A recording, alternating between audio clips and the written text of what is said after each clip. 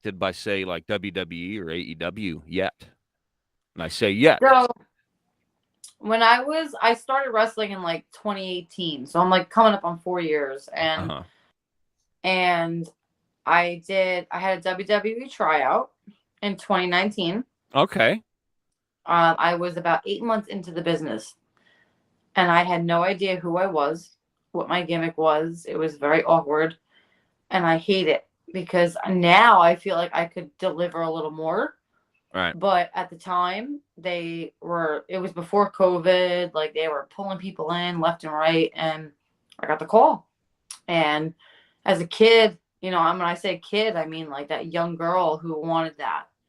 I was like, yep. I told my trainers, like, hey man, Uh-huh. like this is what's going on. Like, did you do this? Because my trainer at the time, when I was like actually like training like regularly, like newly to the business, was Pat Buck. And I'm like, man, like what do I do? He's like, I don't, and he is probably one of the most educated men in pro wrestling, at least on the East Coast. Pat Buck. And I think that having him, he's like, I don't think you're ready. And I believed him. And he was right. I wasn't. I was 8 months in. He's like, but I Right. didn't do this. But you got the call. You're going to go. And of course you're going to go. Yep. He's Because like, we're going to get you ready. He was you very never know. supportive. No, very supportive. Helped me get ready. Him, Danny Moff, Kevin Matthews, they all got me ready. Sean Donovan, they all got me ready. And I was nervous. I was 8 months in. Like, I was like, what? I walk into the PC. I'm like, what is happening? My last name starts with an A, my government. So I was number one, man.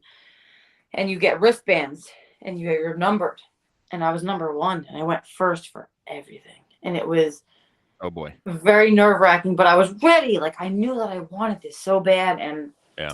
I had one-on-ones with, Matt Bloom and William Regal, and you know what I mean? Like, You it's got just to like wrestle Robbie with Regal. Brookside. Like, Wow.